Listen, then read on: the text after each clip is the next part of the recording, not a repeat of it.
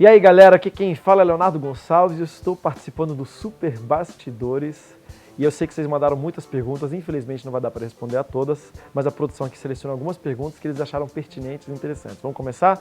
Essa primeira pergunta é da Alicia Cecília, o que te motivou a começar a cantar? Olha, eu venho de uma família de músicos, né? Meu pai, eu já falei isso em muitas entrevistas, meu pai no ano que eu nasci era barítono do Quarteto Arautos do Rei, gravou 2 discos em 79 e 80, já tem gente calculando a minha idade. Ele gravou 2 discos em 79 e 80, o Lugar de Paz e o Não Desistir. E pelo lado da minha mãe também é uma família de músicos, o pastor e maestro Williams Costa Júnior, que é irmão da minha mãe, foi quem produziu discos antológicos como 100 Ovelhas de Oséias de Paula, Vento Livre da Igreja Batista Morumbi, aqueles discos do Prisma da década de 80, final da década de 80, que, né, O Milagre, Discípulo Teu, Eu Não Me Esqueci de Ti, tudo coisa produzida pelo meu tio. Então assim, eu venho realmente de um lar muito musical, mas comecei a cantar para quem cresce no lar evangélico e para quem vem de um lar musical relativamente tarde, foi só na adolescência, aos 15 anos de idade. E nada mais básico do que começar a cantar no coral da sua igreja. E não demorou muito para eu perceber que era uma coisa que eu gostava muito de fazer. E através da música, através de cantar na igreja, eu comecei a compreender mais de Deus e sentir mais a presença dele. E aquilo aprofundou muito o meu relacionamento com ele. Então, uma coisa foi levando a outra e 20 anos depois estamos aqui. Próxima pergunta é do Michael Júnior. Quem cuida da sua voz? Tem algum professor ou fonoaudiólogo?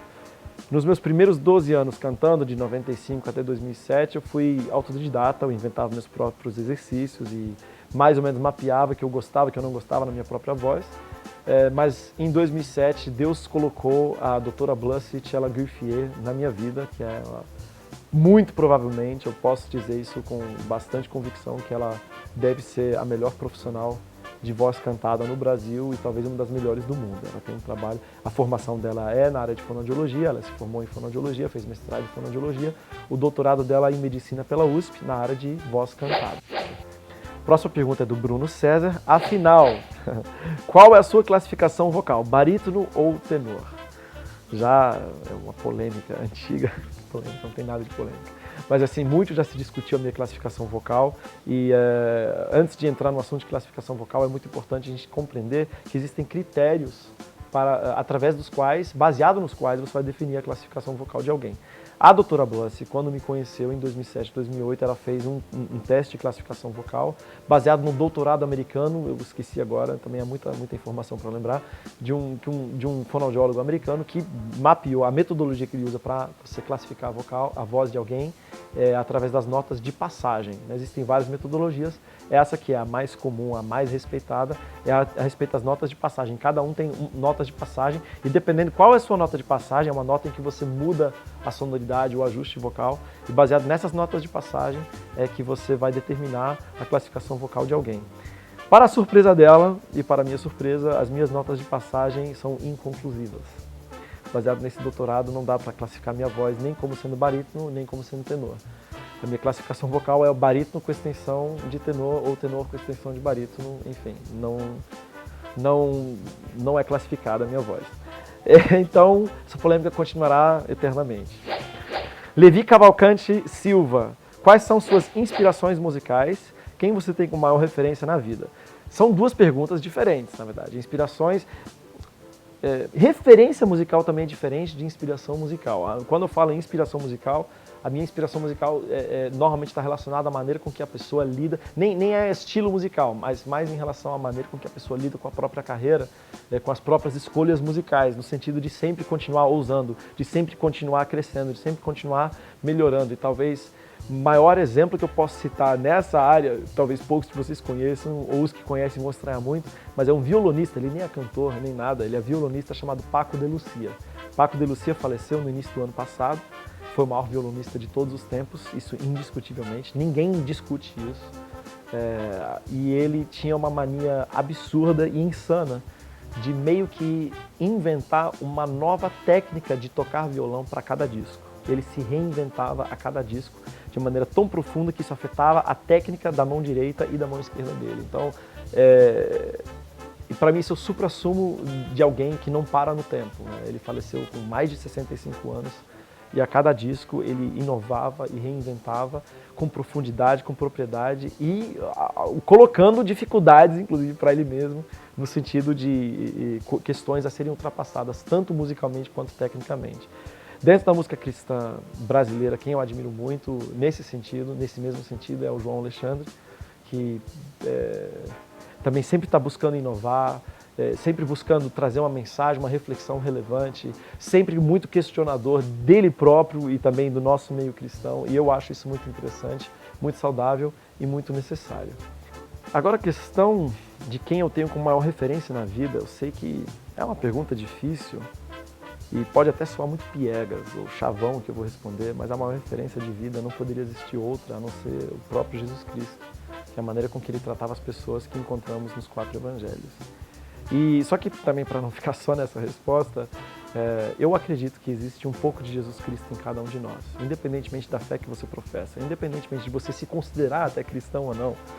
Como todos nós fomos criados à imagem e semelhança de Deus, eu acredito que em cada um de nós existe algo, existe uma centelha, sei lá, do divino. Eu gosto de chamar da centelha do divino. Algo de Jesus Cristo existe em cada um de nós. Então, a minha busca no meu dia a dia é encontrar e enxergar esse pedacinho de Jesus Cristo que cada um de nós tem dentro de si, e aquilo acaba se tornando a minha referência também. Então eu tenho centenas de referências de vida, de pessoas, porque essas pessoas, enfim, imitam o exemplo de Jesus Cristo.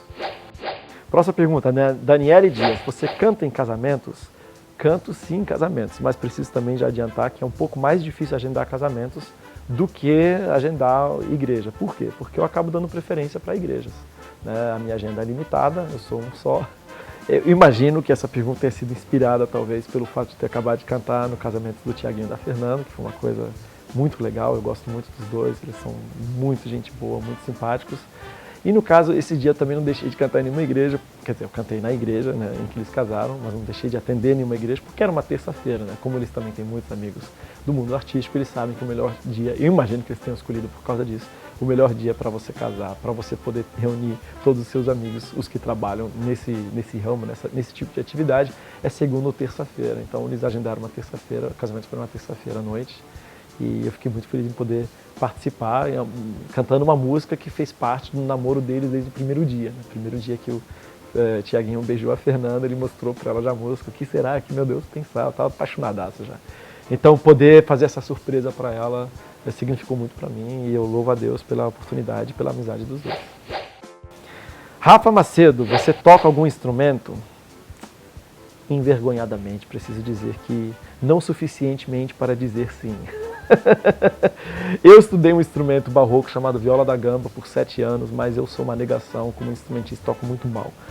E eu tenho 2 violões e 2 guitarras maravilhosas, mas eu não mereço os instrumentos que eu tenho porque eu também não toco direito. Eu uso o violão para compor, mas eu não toco violão sequer no nível de me acompanhar cantando, mesmo que fosse para uma rádio ou para um programa como esse. Se eu colocar um violão aqui no meu colo para eu tocar e cantar, ou eu vou tocar mal ou eu vou cantar mal, e provavelmente os dois. Porque, assim, se fosse para acompanhar alguém, eu até consigo tocar mais ou menos, mas não consigo cantar e tocar ao mesmo tempo. Então, é muito difícil esse negócio de tocar instrumento para mim. Leandro Maciel, já errou feio em alguma apresentação? Já pagou algum mico? Se sim, o que você fez depois? Olha, errar é humano, né? E quanto mais cedo você se acostumar com isso, melhor. Claro, sei lá, um exemplo da música Sublime, tem aquela nota aguda lá do final da Sublime. Eu nunca sei se vou alcançar a nota ou não. E frequentemente a voz falha no meio da nota. Já aconteceu uma vez que eu engasguei na nota, aí tive que atacar a nota de novo e tal. E o que eu faço depois? Ao mesmo tempo que quando eu canto bem, deixa eu dizer melhor, as pessoas são tocadas, o mais importante quando eu vou cantar, não é o cantar bem, é as pessoas serem tocadas pelo Espírito Santo. E as pessoas não são tocadas pelo Espírito Santo porque eu cantei bem. Elas são tocadas pelo Espírito Santo porque ele age da maneira que ele quiser. Ele pode usar as pedras, ele pode usar a mula de Balaão, ele pode usar você e a mim que somos falhos. Jaqueline Lima, quando terá filhos com a Daniela Araújo? É sempre essa pergunta. Quando você não está namorando, vou perguntar quando você arrumou namorada. Arrumou namorada, quando vai noivar. Quando noiva, quando vai casar. Quando casou, quando vai ter filhos. Quando tem o primeiro, quando vai ter o segundo. Quando tem o terceiro, aí tem o terceiro. Aí quando, mas você tem 3 filhos. Nossa, mas 3 filhos? Aí todo mundo estranha, né? Então, não sei. Não faço a mínima ideia quando eu vou ter filhos com a Daniela Araújo. É uma coisa que precisa ser planejada, né? Dentro do trabalho dela, do ministério dela e o meu. ela viaja bastante, agora também com o trabalho de produção, né, que ela está produzindo a torta e a direito. Atualmente está produzindo Beca Costa, Priscila Alcântara, Lucimari Nascimento, Viviane,